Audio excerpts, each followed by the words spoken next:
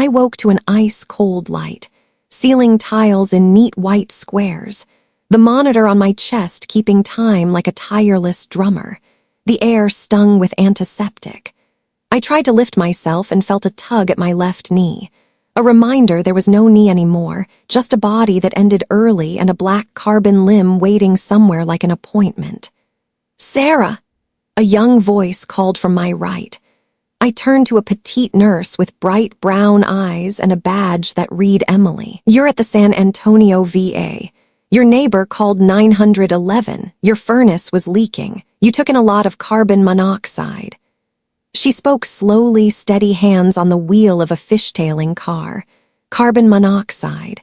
The words bounced around my skull like a marble in glass. I remembered the old couch, the damp cloth smell, Texas cold pulling heat straight out of bone. Then nothing, a hard break. Emily held out my phone. This wouldn't stop vibrating. The corner of the screen was cracked and taped with blue. I unlocked it. The number cut like a blade, 19 missed calls, 3 voicemails. Mom on top, then Dad, then Michael. My throat felt like I'd swallowed sandpaper. I played Mom's first. Her voice was tight, pushed through clenched teeth. "Sarah, what are you doing, Mrs.? Henderson says there's an ambulance at your house. Do you know what people will say about our family? Don't embarrass us. Call me back." Click. No, are you okay? No, where are you? Just people. I let out a dry laugh. In my house, people had always outnumbered family.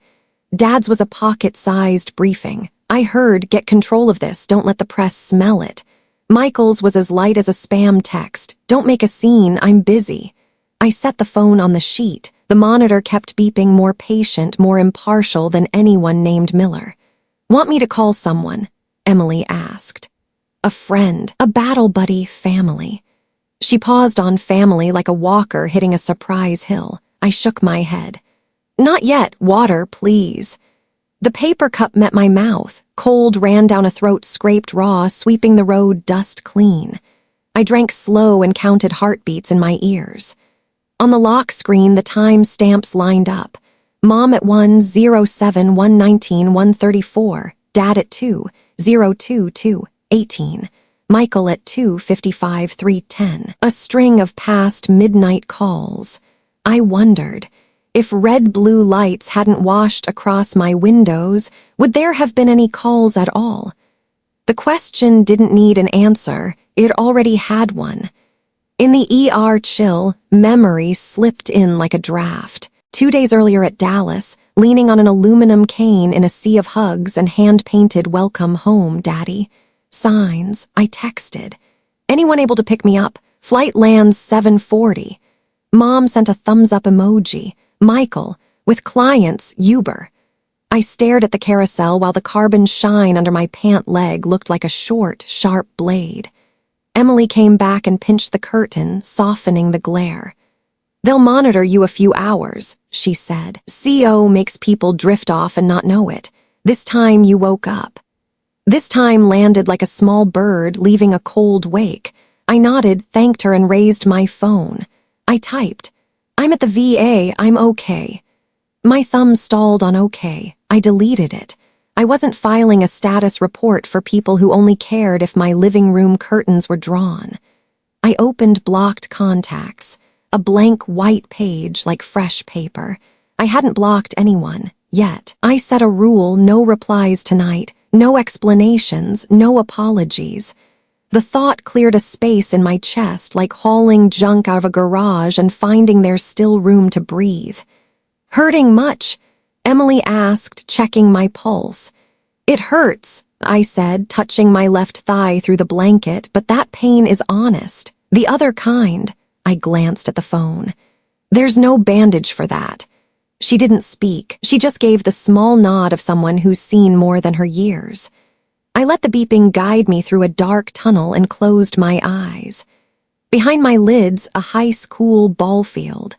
Texas sun oil painting the bleachers. Dad at the fence, arms crossed, watching my brother pitch. I was 16 with a fresh cast from a morning fall, sitting behind the stands with a warm soda. Mom leaned in, pressed a tissue into my palm, whispered, "Don't fuss." The neighbors are watching. I learned that line like a field order, so well that on a real field later, with iron and blood in the dirt, I opened my eyes. The room was white and still, like a lake before the first breeze. I tried lifting my torso again, felt the lines tug, smelled gauze and alcohol, the same clean sting as gasoline in our old garage.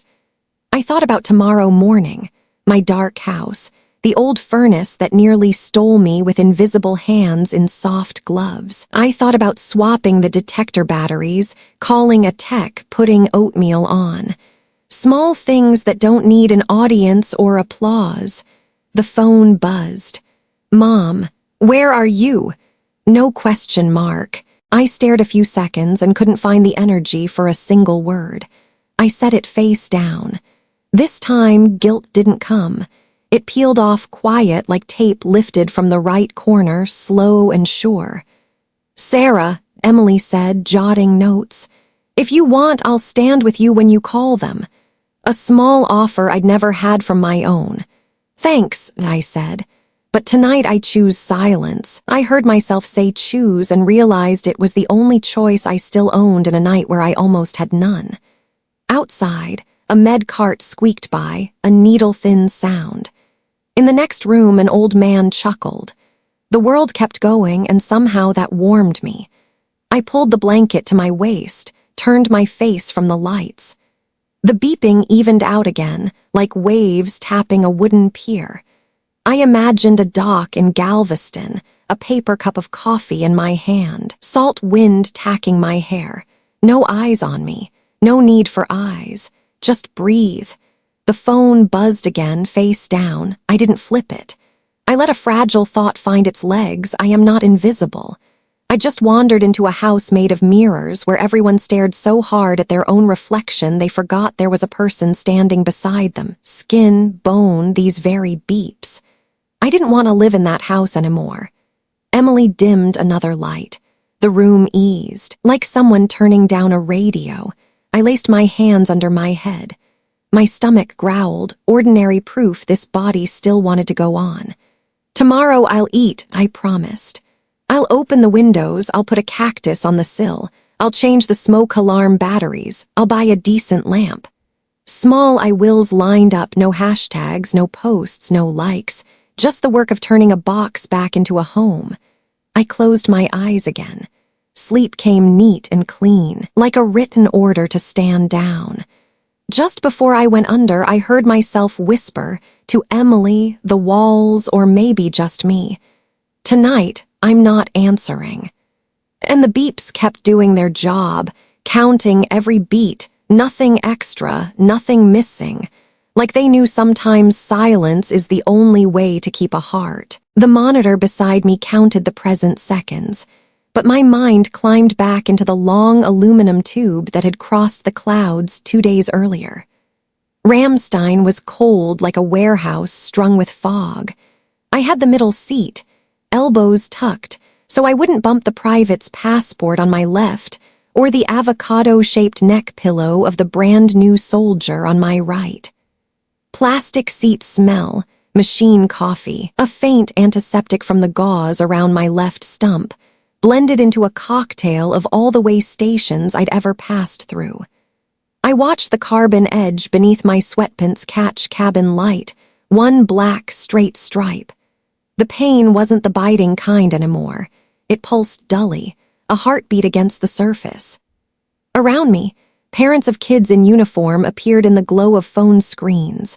Dads hugging daughters, sons hugging Labradors, captions shouting welcome home, heart emojis floating like confetti. I found the plane's spotty Wi-Fi and texted my mother. "Landing Dallas 7:40. Anyone free to pick me up?" The dots blinked, then vanished. A lone blue thumbs up popped in, like an exclamation point missing its dot. I put the phone away, leaned my head against the wall, counted 30 beats, then a sharp ribbon of pain shot down the leg I had left and forced my eyes open. We hit turbulence. The pilot said it like weather. The plane quivered and I folded my arms across my stomach, as if I could hold together everything I'd tried to keep intact. In that shake, Texas childhood sprang up like a reel someone pressed play on. July sun boiling the backyard, the old live oak throwing branches over the fence. I was 8, sure the world belonged to kids who climbed higher. My foot slid on a slick of moss. There was a clean emptiness between sky and ground. Then the world compressed into the dry crack in my wrist. I ran inside, clutching my arm, tears thick as glue. Mom glanced up from her hairspray at the clock. "Oh, of course, now," she said, grabbing her purse. "Michael has a baseball game at 3. Dad sat in the living room and punched up the TV volume, his silhouette a billboard on the big screen. I was dropped at urgent care, casted, then parked at the neighbor's with a juice box and a sleeve of cookies. That night they came home and replayed my brother's game-winning pitch like a genealogy miracle. I learned 2 things. The sound of a bone breaking is less scary than the sound of a door closing when grown-ups leave for a victory party, and pain can be left alone until it tires itself out. The shaking eased. Spoons clinked in plastic cups, meal packets crackled like tiny thunder. The cart eased past. "Chicken or pasta?" I chose pasta, soft, almost scentless, forgiving to a stomach that had seen worse. Steam rose like the heat shimmering off San Antonio asphalt in July. I ate bland mouthfuls and felt grateful for bland. In war, you learn to bless the ordinary. Dry socks, a bottle that's still cold, food that doesn't make your gut clench. Night snapped like someone flipped a switch. Cabin lights dimmed to a necklace of green along the aisle, a snore tangled with the tinny blip of a phone video game. I pulled my jacket to my chin and tried to sleep. As soon as it came, another strip of memory tore it open. I was 18, standing at the bathroom mirror with an envelope fat as a throw pillow scholarship. I flew down the stairs. Fluorescence painted a cold halo over the stainless sink while Mom said, "Good, less strain on us. Your father has a lot on his plate with Michael this year." That night Dad called me into his office that smelled like leather and yesterday's coffee, using the friendly salesman tone. "You're good. Don't mistake the moment. The family needs caution. Handle what you can handle yourself." I nodded. Life became a spreadsheet. Barista at 5:30 a.m., library at noon, bussing tables at a BBQ off 281 at night, stepping outside between shifts while the next door speakers thumped and the sweet smoke clung to my hair like a memory that refused to leave. When I told them at 21 I was enlisting, Mom's scissors snapped through cloth, trimming the excess. "Please don't make new trouble. People still haven't forgotten your father's mess." People felt like an invisible audience occupying every room, from kitchen to living room, church pews to the HEB checkout. Dad studied me the way a strategist measures distance. If you've decided, own the consequences. Don't let them ask about this family. I signed papers with a recruiter in a dying mall under a faded Go Army poster. The man with the knowing eyes set his hand on the table and asked, "You ready?" I remember saying, "I've been ready for years." No one asked. Past midnight, the plane banked. Stars outside the window slid backward like a reel rewinding. The new soldier showed me a photo of her golden retriever. I said he was handsome. She asked if anyone would meet me in Dallas. I said probably, automatic as a turn signal. I went to the bathroom, looked at myself in the rocking mirror. Endurance has a roundness to it, fitting snug against a chest that's been breathing shallow. Hope is thin and tough like the daily strip of moleskin I press over skin that rubs against carbon.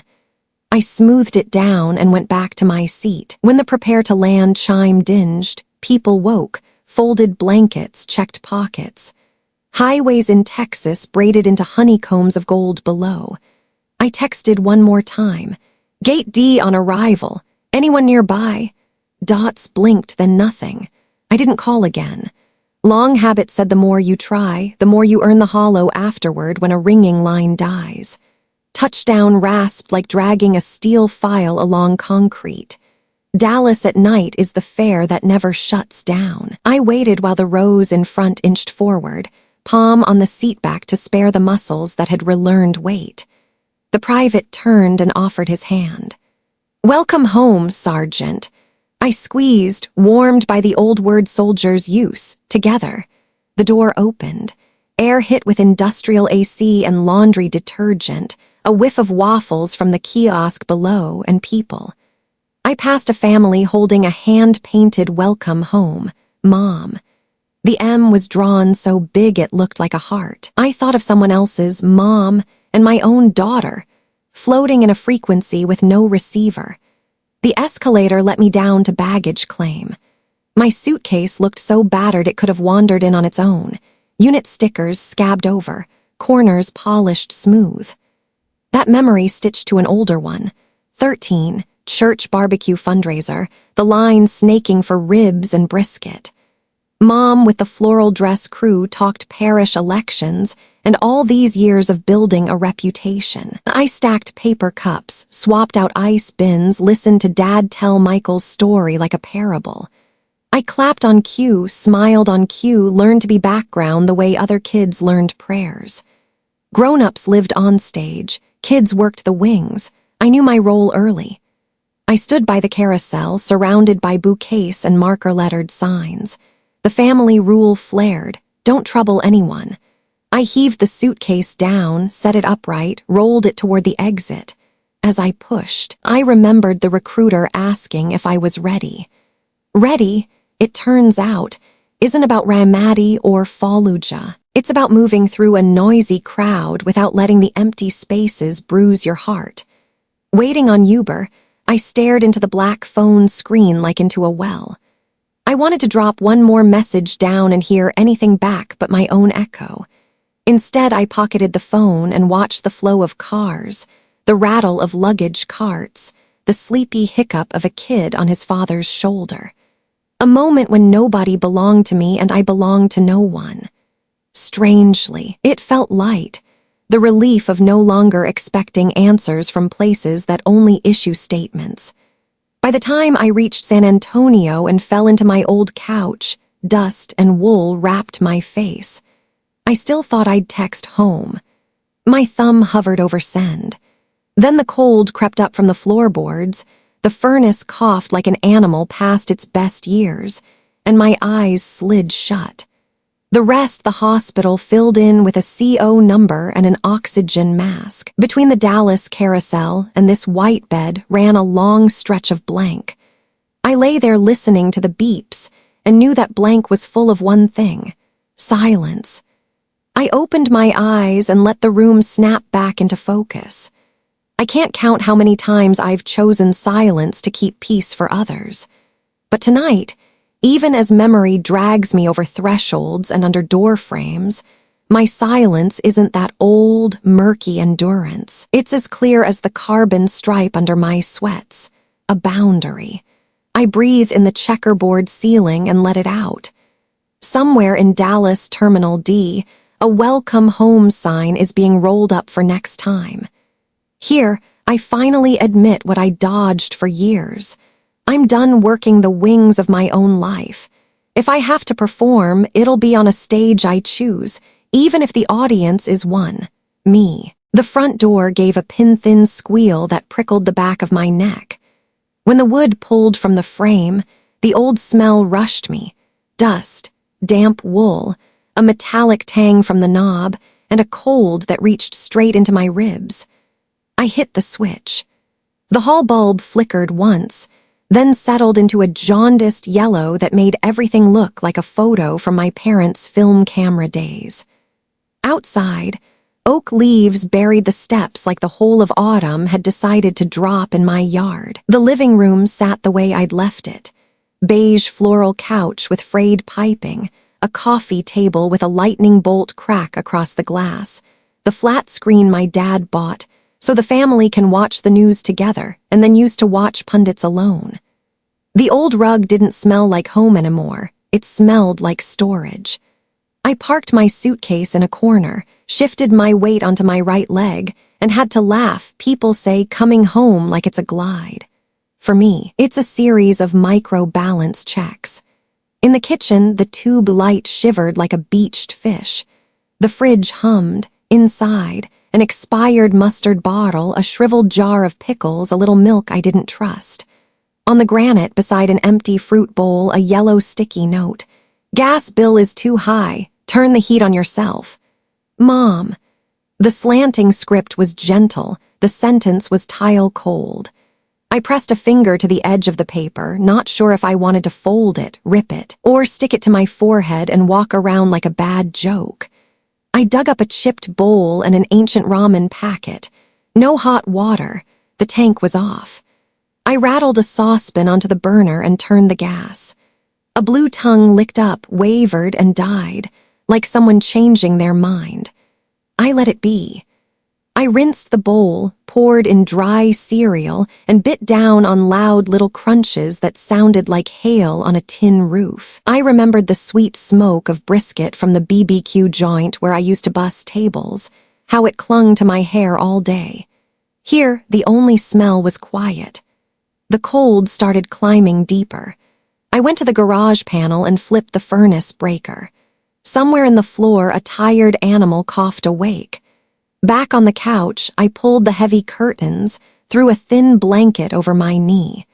The old thermostat ticked from 62 to 63 and stopped, like a winded climber. I thumbed a text, "I'm home," and stalled over him. I deleted it. I honestly didn't know who to send it to. The cold nipped less, but my head suddenly weighed like a Kevlar pot. Jet lag, I told myself. A band stretched from temple to temple, the way a hot training day rings your skull. I rolled my neck for a satisfying crack that never came. The furnace pushed another warm, scentless draft, enough to slacken my arms. I lay back, watched old water stains on the ceiling, each one a map of a place no one had named. Midway under, I was in Ramadi. Not the Ramadi that smells like sand and oil, but the one memory erodes, colors bleached as if someone siphoned dust from the air. Ortiz, Jenna, high fade, eyes dark and bright like pre-dawn water, was at my shoulder. She grinned and pointed at a seam of blinking lights on the horizon. "Let's go, Sarge, we're late." I looked down and my left leg was there, caked in red mud, heavy and familiar. I tried to say, "Give me a second," and felt the sound pop into bubbles. At the edge of that dream, a steady noise, neither sharp nor urgent. I thought at first it was a Black Hawk rotor chopping the distance. Then I knew it was the furnace fan. The headache dulled to the cottony throb that trails a good cry. I tucked my hands in my hoodie pocket, noticed the air was warmer, my eyelids heavier. "Just a minute," I told the room. A minute, then I'd get up, swap the detector batteries, turn on the water heater, scrape rust off the back door knob, call someone to service the furnace. The just a minutes lined up so neatly they made me believe them. The scene flipped like a photo album page. I was in the outpost kitchen, cupping a mug of black coffee, Ortiz snatching my ball cap and teasing, "Ma'am," with a grin. "Don't call me ma'am," I shot back. "I'm 31, not 71. The whole squad cracked up. I've never decided whether that laughter warmed me or just made the silence afterwards flat as a dead radio. In the corner, a beat-up radio hissed a weather bit. Southwest winds 12 miles an hour. I could feel that wind on my neck, smell it mixed with powder and sweat. I knew every screw hole in the corrugated wall. I knew everything except the answer to what happens after home. A soft swell of vertigo. I cracked my eyes to recenter the room. It rotated once, slow as a tired top, and steadied. "Dehydrated," I thought, patting around for a bottle. Nothing. "Tomorrow," I bargained and shut my eyes. I told myself this ache was travel, time zones, a middle seat wedged between strangers. I didn't know something invisible was taking the space oxygen should have, drip by drip, like water seeping through a pinhole into a boat. Ortiz reached again. Behind her others gathered, Reed, big and sun-bleached, lanky Miles, Harlan with the pepper beard behind the wheel, all of them crisp as film from a good camera. "Come on," Ortiz coaxed. I hesitated. "I have a lot to do." She shook her head. "Your job is to rest." I laughed, an odd sound, like it came from the chair leg, not my throat. Outside, a click like a twig tapping the window. I tried to open my eyes. My lids were sandbags. Through a cut in the curtain, streetlight painted a thin yellow lane across the carpet. Dust hung there, suspended, little flakes like the snow in the glass globe my mother put out every Christmas. I used to shake it to fake a Texas blizzard. Now the globe sat still, the shaker gone, and nobody needed snow. I thought about the CO detector in the hall. Listened for it. Nothing. Just the fan. I bit my lip. Some lazy winter ago, I'd pulled the battery and never replaced it. Does negligence have a smell? If it does, it isn't rotten eggs like a gas leak. It's the smell of tomorrow, a scent nobody taught me to notice because my house only taught me not to draw attention. Sleep fell like a heavy quilt. I drifted. At the fringe, a small alert part of me held up a sign like a lost protester. "Get up, crack a window." I pitied that little person the way you pity a kid with cardboard on a freeway. 1 minute, I soothed. 1 minute is what adults call a slick hill. When Ortiz took my hand, I expected cold. It was warm, sun side of a brick wall. "It's okay," she said. "No one here needs you to explain." I looked past her. No audience, no dais, no microphone. Just a low field, wind skating through, seed heads bowing in silence. I felt a scrap of paper in my pocket. Not my mother's yellow note. My own torn map, dots on places I'd go if one day no one called. A Southdown coffee shop with butter-wet cinnamon rolls. A tiny museum with a country singer's old boots. A trail along a creek where birds pile up in migration. I meant to show her. My hand grew small in hers, and everything melted, easy as wax. Somewhere far off from maybe the next house came a knock, 3 beats, then quiet, then 3 again. Could have been the wind slapping a neighbor's sign. Could have been someone walking a dog and hearing the furnace complain. Could have been a passerby spotting a body on a couch that didn't move. I didn't know. The could-be's fell like rain into the dust, indistinguishable. The last thing I remember of the room was that yellow stripe on the carpet stretching long, like the sun pulled by an unseen hand. The last thing I remember of the dream was Ortiz tipping her head, listening for background music. She smiled and touched my chest. "That sound doesn't belong here." I strained to hear it. Maybe a beep, maybe a heart, maybe just the furnace drawing one last breath. I exhaled long and soft. Lines smudged. The border between a San Antonio living room and a nameless plane ran together. I thought of all the times I'd said, "Yes, I'll handle it," under fluorescent kitchen light at fundraisers on church stairs at the high school Diamond. This time, nobody asked. I still said yes, out of an old, gentle reflex, and let go. Mornings at the VA have their own scent. Watery coffee, fresh, laundered patient teas, and antiseptic hanging like a fog that never burns off. Emily tugged the curtain so Texas light poured in, thin and honey pale. "O2 looks good," she said. "CO's down. You can go home this afternoon, but crack the windows and change the detector batteries." She jotted a neat line on the board, then glanced at me. "You have a visitor." My hand went to my phone on instinct. Not family. Emily smiled. "A tiny lady with a casserole like its treasure. She says her name is Rosa." Rosa stood in the doorway in a floral jacket, both hands cradling a ceramic pan wrapped in a checkered towel. Her hair was sugared white like powdered sugar on a sponge cake, her eyes quick and dark. She looked at me the way women greet a daughter coming in from the road, no spectacle, no surprise. "Mija," she said, the words soft and warm. You need to eat. Healing needs fuel. She set the dish down and pulled back the towel. Tomato and cheese and oregano rose up and shouldered every hospital smell out of the room. My stomach made a shy little laugh. I thanked her, my voice rough from oxygen. Rosa tore off a piece of bread, dipped it into a corner of sauce, and held it out like you steady someone who's just been dragged out of the current. I'm the neighbor across the street, she explained. Last night I walked the dog, saw your window fogged, the light flickering, the furnace sounding wrong. I knocked. No answer. I called 911. Police broke a small pane. She said it like kitchen work, not I saved you, just I did what people should do. I looked at her hands, brown with sun, flecked with age, nails short and clean, a dusting of flour in the lines. I owe you my life, I said. The word "oh" sat heavy on my tongue. She waved it away. No, Mija, don't say "oh," say dinner. Then she tipped her head and lowered her voice. Will your family come? I gave a thin smile. They already did via voicemail.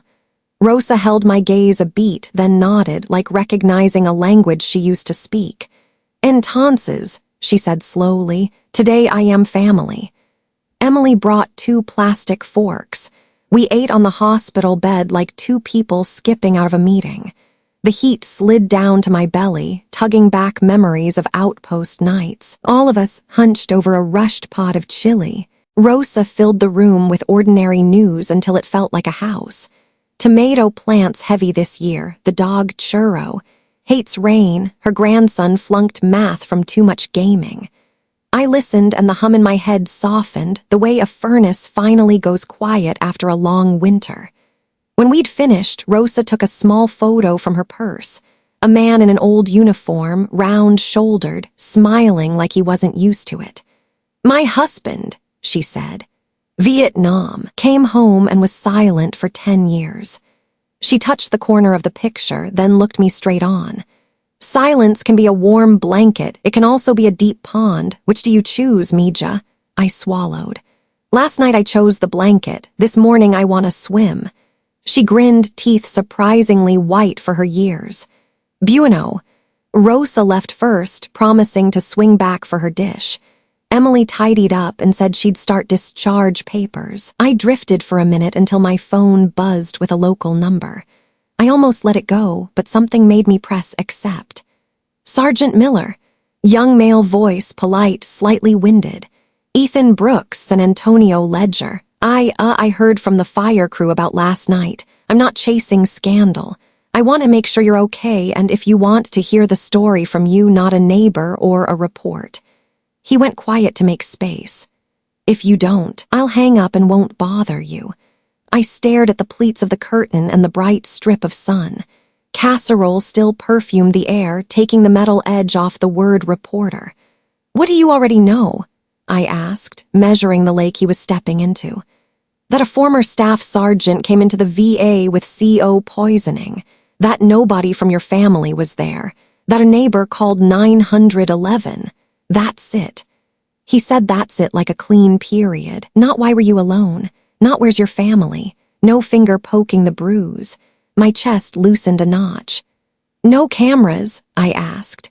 Ethan laughed softly, the honest sound of someone who hasn't learned the tricks yet. Not yet. First I want to see if you want to talk. If you do, I'll come with one small recorder. I don't want to turn you into a poster. Poster made my skin prickle, paper cold. In my house, posters were weapons, smiling barbecue photos, glittering Christmases, speeches about family is everything pasted over cracks. Okay, I said after a long breath. Not today. I thumbed at the bandages where skin rubs against carbon. Give me 2 days. He didn't rush to pin down a time. I'll wait, he said, then read his email and told me I could cancel anytime. Before he hung up, he added like a man used to wet grass underfoot, thanks for picking up. That afternoon I signed out. Emily printed a handout, Windows open 15 minutes, swap detector batteries, call a furnace tech. And eat something salty, she said, winking. Rosa was waiting in the lobby with a brown bag, fresh bread, a couple avocados, a bunch of cilantro. I take you home. she said, not leaving room for my pride. In the car, she tuned AM boleros, old Spanish melodies, turning the monitor beeps into music. From the street, my house showed a small square of glass taped in the corner, the scar of last night. Rosa threw the doors open, yanked the curtains wide, sat me down, then made a circuit and cracked every window like a ritual. Living room, kitchen, hall. Cool air poured in, smelling of wet grass and the dirt after a light rain. She set a new detector on the shelf, snapped in batteries, pressed test.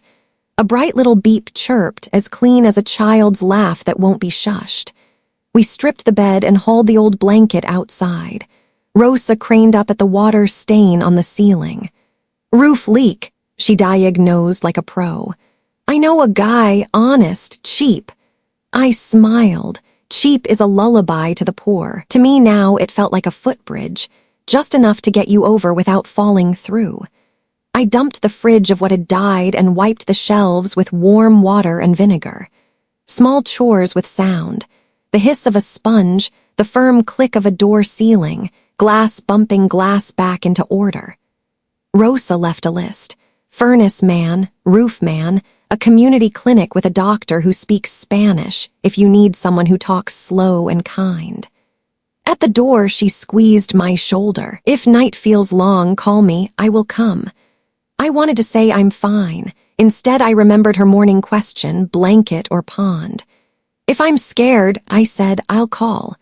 When the door shut, the house felt less abandoned. For the first time, I let the quiet sit without reading it as a black hole. My phone buzzed Ethan's email, whenever you're ready. I sat at the table and opened a small notebook, the cover worn to suede, corners curled like old leaves. I drew 3 columns, facts I'm afraid I want. Under facts, I listed 7:40 flight, thumbs up emoji, Uber, mom's sticky note, furnace leak, distant knocks. Under I'm afraid, attention-seeking accusation, family lawyers becoming a poster. Under I want, no one else tells it, no sweetening, no spin. I took a slow lap on the prosthesis, listening to the sound of the carbon foot on carpet, then wood. That rhythm wasn't foreign in this house anymore. It was the owner's footstep. I swept leaves off the stoop into a big trash bag, my hands shaking with fatigue while my mind felt clearer than any time since landing. In the yard, I found a terracotta pot, scooped some soil, and tucked in the basil cutting Rosa had brought. The little plant stood at attention, leaves a deep, serious green. I pinched one. The scent snapped me upright like a just-oiled rifle, clean, exact, no lies. Dusk slid the sun off the sill. I set water to boil, dropped in a tea bag, poured into my chipped mug I refused to throw out. The phone buzzed again, a text from an unsaved number in my father's tone. Don't tell anyone. Be silent. No greeting, no signature. I set the phone down and my heart didn't surge. Rosa called over the fence, cupping her hands. You have salt I forgot to give. I laughed and called back, I'm good, Bok-oi. Our voices lobbed across like a basketball, thumped the porch, bounced into a normal evening. I opened the notebook to a fresh page and wrote one line to close the day. Tomorrow I will tell it. No time stamp, no script, just a small promise between me and me. Outside, a neighbor walked a dog. Its bell tinkled like a tiny wind chime. From the living room, the new detector chirped a single test note, as if to say, I'm here. I drew a deep breath, basil, tea, old wood. No invisible smell taking up space. Somewhere I could almost hear Ortiz laugh, not calling me away this time, just nodding from the empty bleachers, pleased I'd found the right door home. 2 days later, Ethan arrived exactly on time, down to the minute. He carried a palm-sized recorder, a black notebook, and a stubby pencil he kept sharpening so the air smelled like first grade. No camera, he reminded me before sitting, like a promise. I pointed him to the chair where the light through the curtain turned the dust into glitter. In the kitchen, Rosa clinked and shuffled on purpose, giving the house some friendly noise so this wouldn't feel like an interrogation. Ethan set the recorder on the lightning-cracked coffee table. "Whenever you're ready." I drew a breath, touched the edge of my notebook where I'd made 3 columns, facts/I'm afraid/I want, and began. "Start at Dallas." My voice came out dry as unpaved road. I told him about other people's welcome home signs, my mother's hard-working thumbs up, the Uber with no one in it but me, the yellow sticky note on the counter, the furnace coughing, the heavy dark like a quilt, the tiny crack of glass when the rescue team came through the window. I didn't cry. I spoke in short patrol report sentences. Ethan didn't poke, didn't prod, just now and then. "How did that feel? Not where was your family?" When I finished, he clicked the recorder off and sat a moment. Then, "I'll be careful, your words first, mine second." I nodded. Rosa came in with 2 black coffees and with a shy flourish, a wobbly milk foam heart on mine. "Old hands," she joked. The heart was crooked and trembling, which is exactly how the real thing looks most days. The story went online the next morning with a clean, ungrabby headline: "A veteran came home alone." The photo was a window cracked open, curtain lifting, no faces. Ethan texted a link, and if anything feels off, tell me. I read it once, then again slower, and closed the laptop like folding a letter. Within an hour, my inbox was a street after rain, filling fast. The first notes came from strangers. "We see you, Sergeant. Been there. Keep going." A mom wrote, "My son served. I'm sorry you stood alone at that airport." A girl in El Paso, "My family loves the Christmas photo more than me. Thanks for naming it." A retired Marine signed Semper Fi at the end. I read each one like roll call, people stepping up to stand beside me, no hugging, just a nod. By noon, we see Sarah caught fire from San Antonio to Houston to Dallas and beyond. That we warmed a place no furnace or oxygen reached. It was a blanket, not to hide under, but to cover a group that had been cold for a long time. A women veterans group D-Med. "If you need rides to appointments, we'll be there." No questions. A small Southtown cafe, free coffee for Sarah and an Yvette today. I didn't take everything. I sent back thank you like a little boat learning to ride the waves without capsizing. By late afternoon, the second front hit. Family. Michael fired first. On his business Facebook, he posted a sunny Hawaii throwback, floral shirts, obedient teeth, magazine smiles. Caption, "Family is everything." Sometimes stories get distorted for attention. "Praying my sister finds peace." Each word was a smooth stone, aimed, then tossed like it slipped. Comments popped.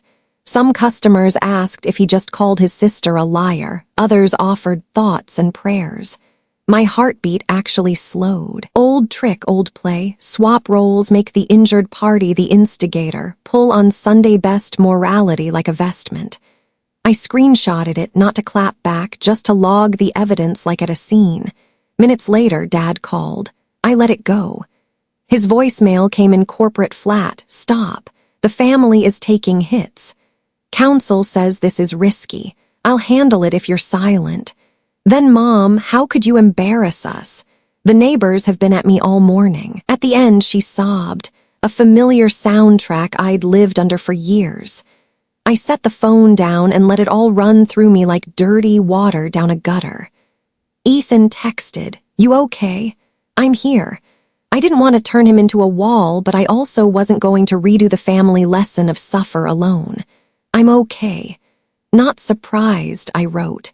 He replied, "If we do a follow-up, it's about the support you're getting, not about them." The way he said them put my family in their right size, smaller than the net stretching out to catch me.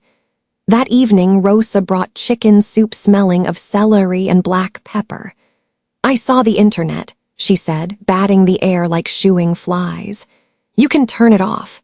I smiled. "I won't. I'll just choose what's mine to read." In my inbox, a nurse from Amarillo wrote, "I've seen girls like you come in alone. If you start something, we'll back you." A 22-year-old airman.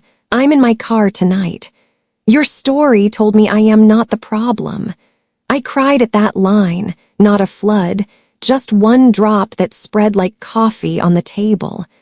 Around 9, Michael called. I answered. I wanted to hear clearly, not to fight, but to stop letting other people put their voice in my mouth. You just cost my company 3 contracts, he growled, glass clinking somewhere.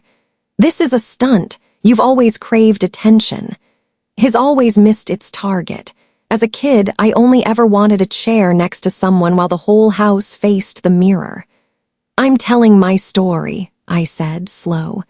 No one mentioned you until you did. 2 seconds of silence, not the deep pond kind, more like the drop when a foot misses a step. Stop! He snapped and hung up. Mom followed with a long voice note, guilt by paragraph. After all we've done, ungrateful, you're making me sick, peppered with church lady whispers and who asked what. I let it run out and deleted it. I didn't send an answering file titled after all I've done for myself. I made tea, pinched another basil sprig, opened a window. Night air moved in, damp earth and a whiff of charcoal from somebody's late grill. That night I slept in a house with a new detector and a post set in the middle of my chest, the marker where explaining stops. In the morning, I woke to a stack of notifications. A short video from a vets group outside the VA cardboard signs. We see Sarah. No shouting, no empty slogans, just standing, smiling, nodding. I cried again. A Texas rare rain the ground drank fast. By lunch, the Ledger posted a follow-up. Community rallies behind local veteran. Ethan quoted me. I don't want revenge, I want to be left alone. He set that line amid a cafe giving free coffee to vets, a women's org collecting gas cards, an old roofer offering a free roof check. I watched my face blur behind a mesh someone else was raising around me, blurred in a protective way, not erased.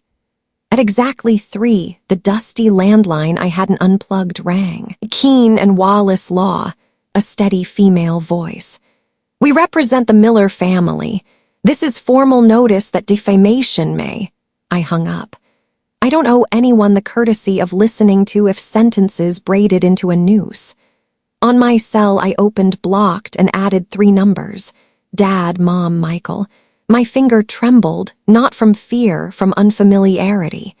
In my house, banning someone was cardinal sin. I grew up in places where stringing barbed wire around a perimeter saves lives. Today, I rolled wire around mine. Late afternoon, I stopped by the VA for a pulmonary check. Antiseptic and glove powder in the hall, plastic chairs in rows, people shoulder to shoulder on their own little islands. A tiny Navy widow nodded. Good piece, Sergeant. I blushed. An old vet with a goatee held the heavy door. For a few seconds, I forgot the prosthetic, the detector, the hashtag. I remembered what a hand on a door feels like compared to a hand on a curtain, pulling it shut. A text blinked. Ethan, press camping outside your block. Want me to call them off? I peeked out, 2 beat-up cars belonging to clickbait blogs. I'm fine, I wrote. I know the back gate. I pocketed the phone and grabbed my PT schedule. On the VA board, a flyer, Sisters Circle, Thursday 6 p.m. I tore off a tab and tucked it away. When I pulled in at home, Rosa was watering plants. Someone came by, she said, unruffled. A young woman, left a bag of groceries and a note, say when you need something. I've been where you are. Signed, Anna, 82nd Airborne. I held the bag and felt something settle gentle as a blanket. There was a bunch of wildflowers inside. I stood them in a bottle on the sill. My house never wore flowers well. Tonight they looked like a small flag staking kept ground. The phone buzzed again, an email from a nearby church. Sorry for what you've been through. If you need a room for meetings, our hall is open. I pictured a low roof, folding chairs, plastic water jug, a dry erase board, an unglamorous place where people tell the truth. A small thought tapped my shoulder. Maybe one day my story could become a bridge someone else walks across. Not ambition, triage. Tape, splint, secure. Night dropped. I stood on the porch and waved to Rosa. A car went by, its headlights sweeping my wall like an old projector, lighting up the imaginary words we SCE Sarah. After Michael's post and my parents' voicemails, I knew footsteps were coming. Some would knock with flowers, some would knock with papers. I set my hand on the new deadbolt and listened to the click, clean as the VA beep. Inside, this old house finally had a border. Outside, the weather was changing. I switched off the living room and left the kitchen lamp on. My notebook lay open on the table. On the fresh page, in handwriting that slants like my mother's but says what I mean, I wrote, "Tomorrow, when they knock, I will open the door, and I will not stand alone." At noon, the VA hallway was cool like a clean pool. Elevators breathed people in and out. Antiseptic, watery coffee, and the tick of rubber soles on tile made a thin, looping soundtrack. Emily checked my O2, wrote a few numbers, smiled. "Your lungs are starting to cooperate." I joked. I bribed them with Rose's soup. She arched a brow. "Share the recipe." We laughed small, the kind that doesn't startle anyone. I signed for my next appointments, folded the slip, and was turning toward the waiting room when a cold draft arrived first, then 3 silhouettes. They entered like someone had blown winter into a house.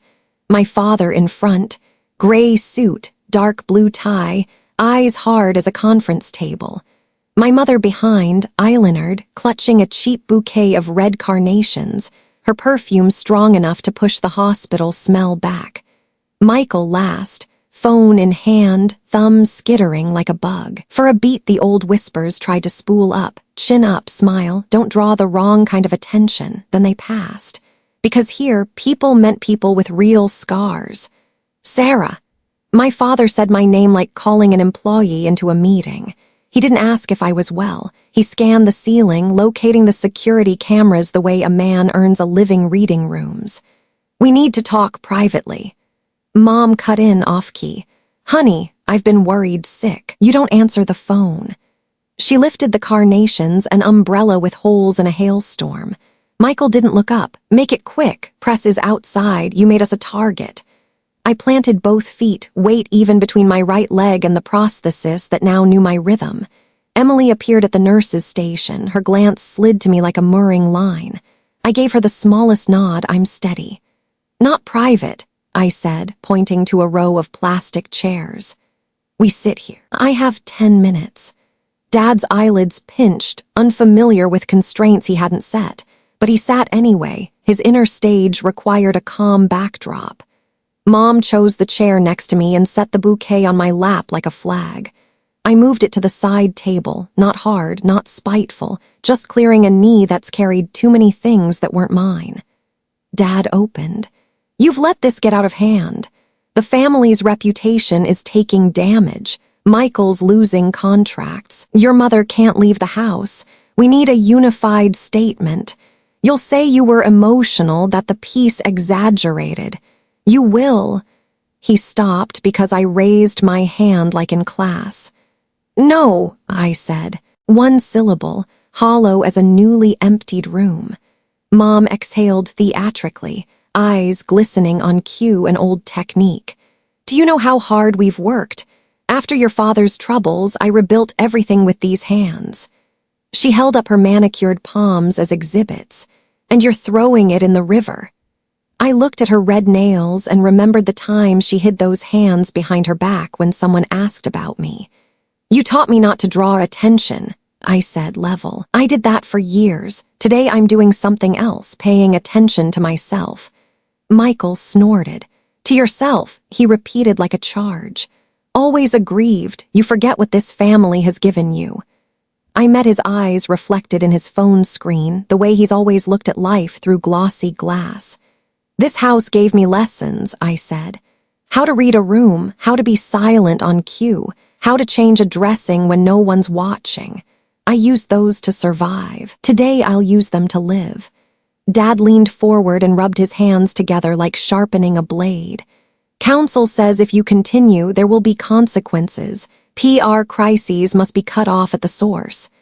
He said source and stared at me like a dripping faucet. I smiled a fraction. I'm not a source, I'm a person. Mom shook her head. One perfect tear fell beautifully. Why do you hate us?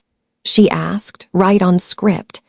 I don't hate anyone, I said. I'm just done disappearing so someone else can look perfect. The air twanged like a string. Emily left the station and strolled the hall as if casually checking exits. I heard the soda machine thump a can, a tech laugh softly, a gurney wheel bump a threshold.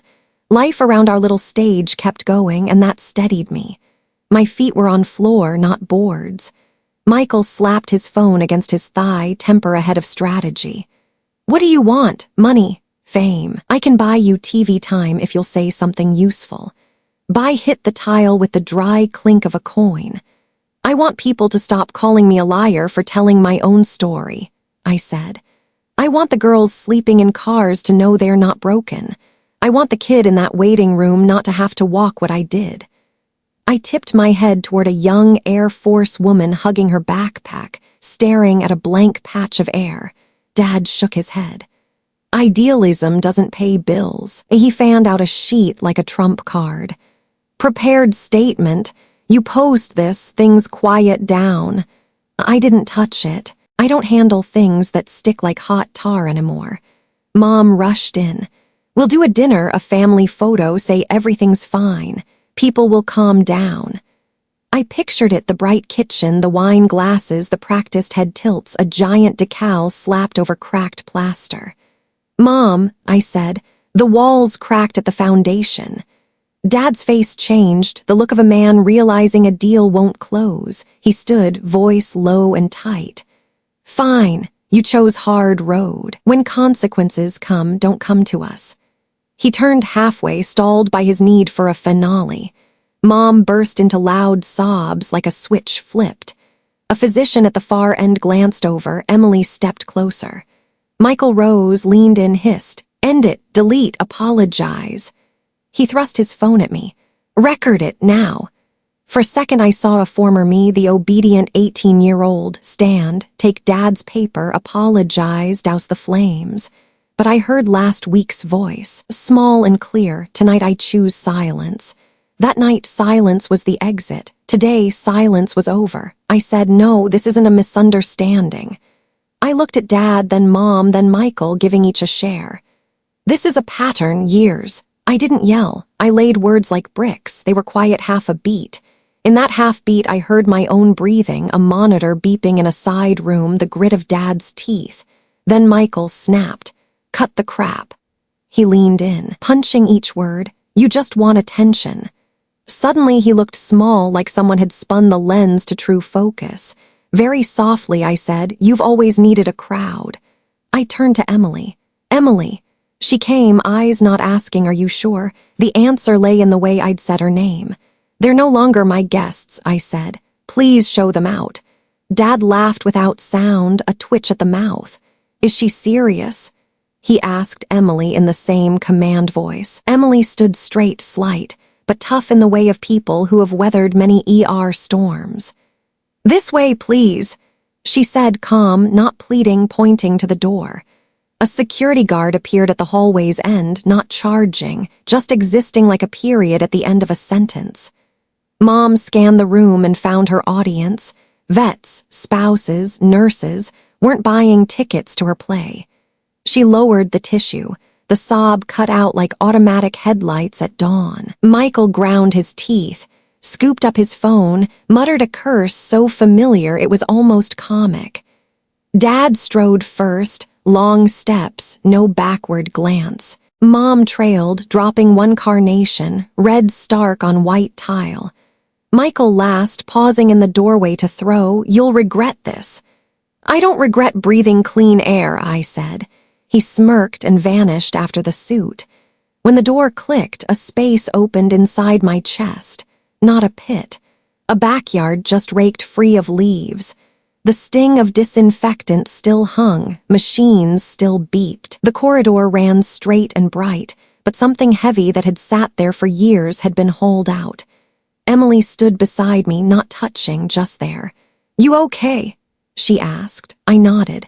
I saw one carnation on the floor, bent to pick it up and set it back on the table like parking a lost item where it belongs before you toss it later. "Thank you," I said. Emily's mouth tipped. "I did what people should do. You did what few people dare."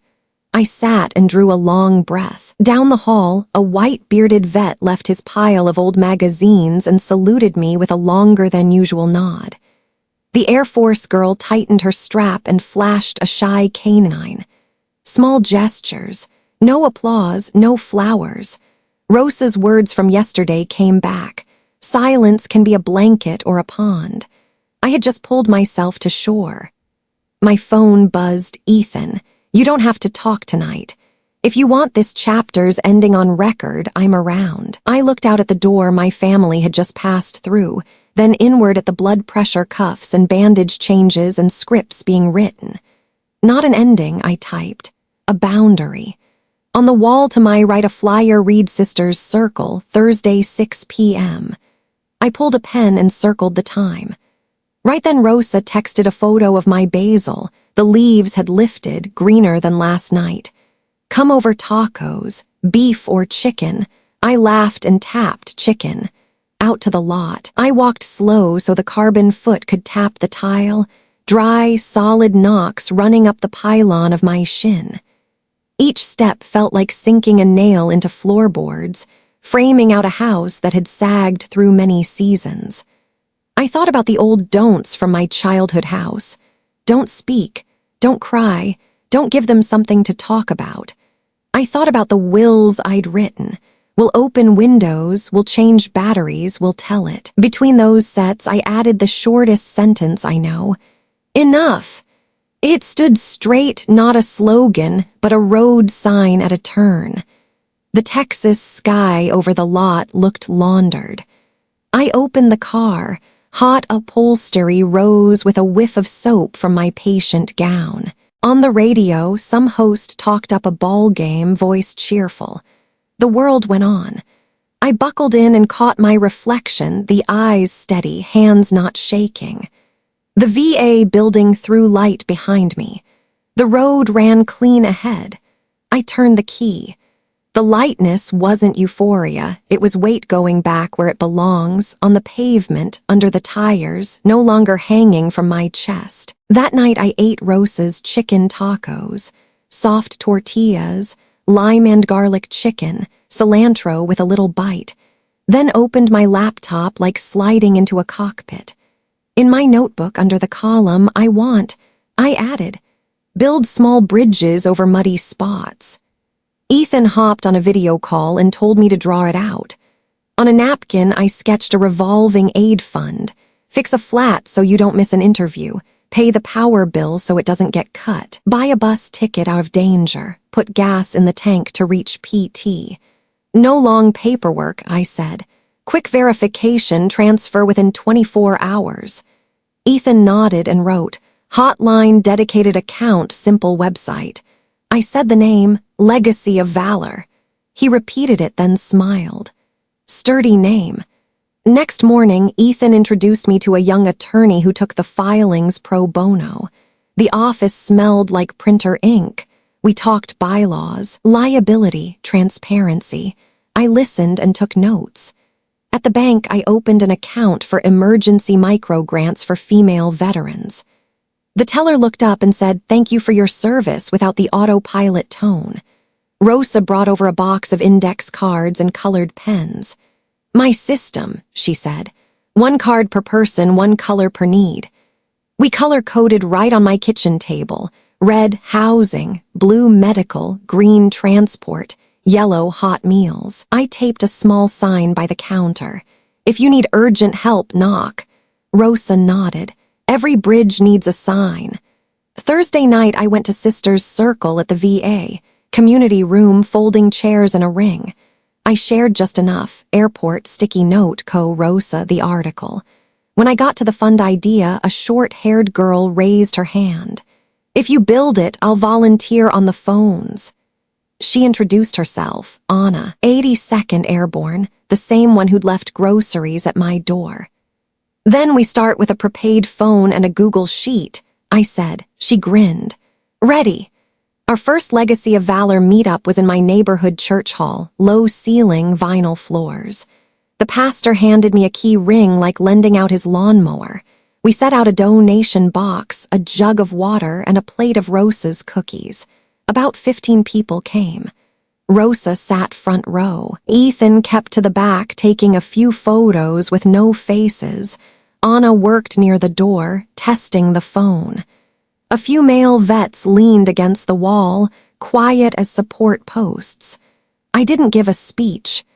I used to think family meant shared DNA, I said. These last months taught me a different version.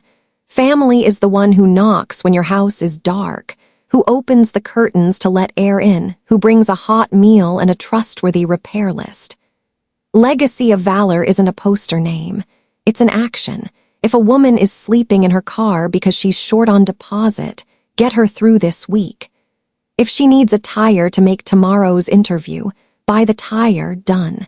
If she has to leave a violent home, buy the bus ticket. No grand gestures, just small bridges. An older man in a sun-faded Vietnam VET cap stepped up and placed a worn service pin in my palm. "Keep it," he said. "To remember the scars you can't see hit hardest."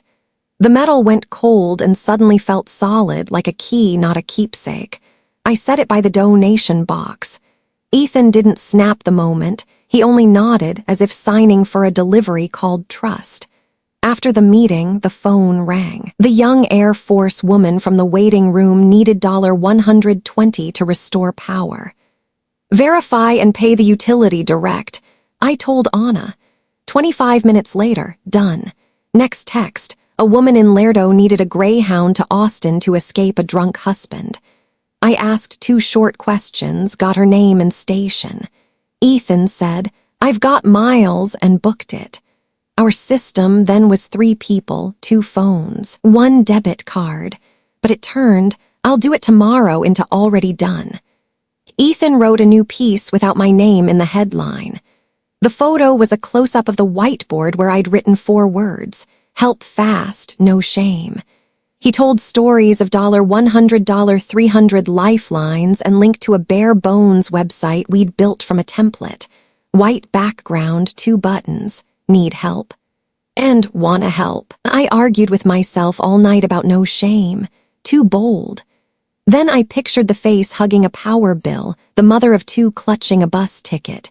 Shame is a coat someone else forces on you. I left the words. We kept the process lean. Call comes in right arrow index card. Who slash what slash when slash how much slash best way to help right arrow photo of bill or appointment confirm right arrow approve right arrow transfer. No interrogations.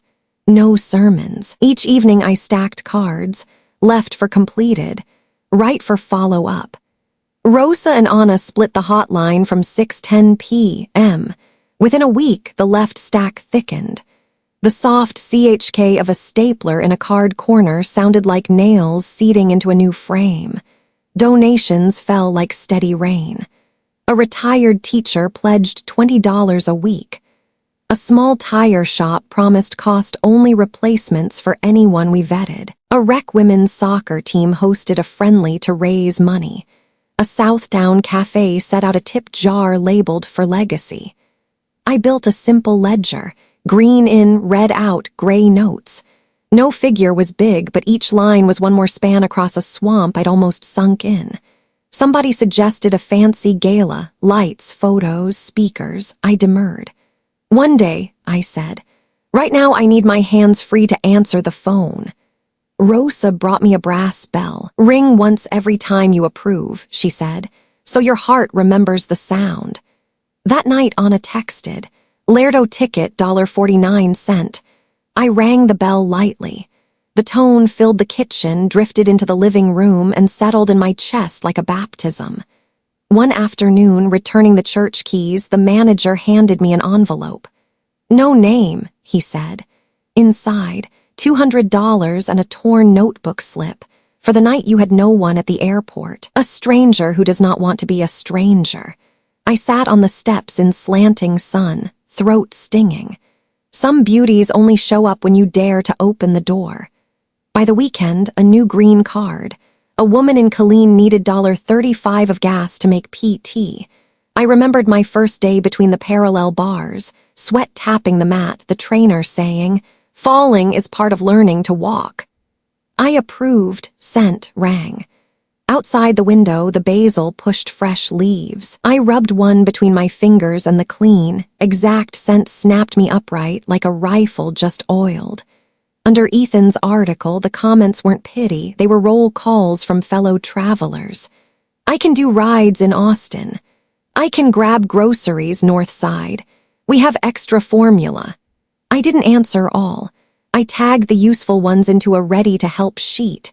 The web grew by silk threads, thin but tough. Late that night, a text from a private number. "Mom misses you, 4 words, no period, no emoji." I looked at it for a few seconds, then turned off the screen. The brass bell slept. On the table, the old service pin caught a stray beam of light. I touched its edge and said softly, as if to Ortiz in a dream, "Tomorrow, we keep going." On the other side of the wall, Rosa's Bolero radio was barely on. The song ran through the dark like a shallow stream, just enough to show which way the water flows. Autumn comes to San Antonio on tiptoe, mornings a touch cooler, sunlight less harsh, wind carrying the smell of soil just woken up. I stand on the porch with black coffee and watch the sunflowers nod over the picket fence. They don't need applause, just the sun showing up on time. By the windowsill, my basil has split into 2 new stalks, leaves dark green and a little rough to the touch. On the ledge, a stubborn cactus throws a deep red out-of-season bloom. Rosa says, "That kind only blooms when folks assume it won't." Inside, Rosa's little brass bell sits beside a box of index cards, shinier now from being touched. The left stack completed is thick like a yearbook. The right follow-up has thinned. On my laptop, the ledger stays open, green in and red out, breathing steady like a post-shift chest. Legacy of Valor has an EIN, bylaws, 5 steady volunteers, and a semi-retired bookkeeper who checks the books like seatbelts before takeoff. We still don't do galas. What we do have are many nights where the bell rings once, clear enough for the heart to remember. Most mornings I hit PT, then swing by the church to pick up mail. Envelopes sealed with no return address, each with a folded note inside. For the night at baggage claim. For turning the power back on. For the 120 miles to physical therapy. Small amounts other places might shrug at. Here, they're bridges. A few letters tell their arc. A woman in Corpus Christi used a micro-grant to buy a new uniform and is 10 shifts in. A mom of 2 got out of a violent house and enrolled in night classes for nursing. A sister thanked us for the call at 9:52 p.m., like someone flipped a light so she could cross the darkest stretch. Wednesday noon, Ethan shows up with a box of waffles from the Southdown Cafe that once set out A for Legacy tip jar. He sits on the steps and hands me a print of his new piece, A Year of Small Bridges. Photo, the bell beside a green index card, titled Gentle as a Wave. "No talk of them," he winks. "Only bridges." I smile. We don't say them the old way anymore, not because we forgot, but because they're no longer the gravity center. In the spare room we turned into an office. I've moved the kitchen table against the wall and pinned a map of Texas above it, studded with pushpins. Each pin is a story. I pause at Austin. Mother and kids safe, found long-term housing. Killeen, $35 gas, PT not missed. El Paso, night bus slept through safely. I don't tally victories. I mark places my heart once tightened at being forgotten, and now loosens because somebody else just made it across. At Sister's Circle, the room still smells like strong coffee, chairs still set in a ring. Tanya hands me a dry erase marker. Updates? I write 3 bare words on the board, no names. Power, tire, ticket. A jittery new recruit in the back speaks up for the first time. She's sleeping in her dad's old pickup, cold making her legs go numb. I ask, "What do you want most tonight?" She says, "A hot meal and a quiet place till morning." The answers are already in my bag: grocery card, the church number for a temporary sleep room, and a ping to Anna. No extra questions. Tonight, just bring. Back home, I sweep the porch and set out an extra folding chair. Rosa brings over fresh flan, the top trembling like a small pond. 1 year celebration, she grins. Celebrate with what? I ask. She points at the sunflowers. With this, they still stand. Ethan wanders in late, hangs his jacket, pours his own tea, and clicks on a tiny radio. Boleros stitch the evening closed like a neat seam. We don't talk big. We trade smalls, a 5:13 a.m. email, a thank you photo of a final power bill paid, a comment that says, "I've got a truck, call if you need to move." The smalls pile up into what folks call a new normal. Now and then, news of my old family rides the breeze. Rosa's friend says their July 4th party was quieter this year, like someone removed fuses from the fireworks. My mother posts a beach photo captioned, "Healing."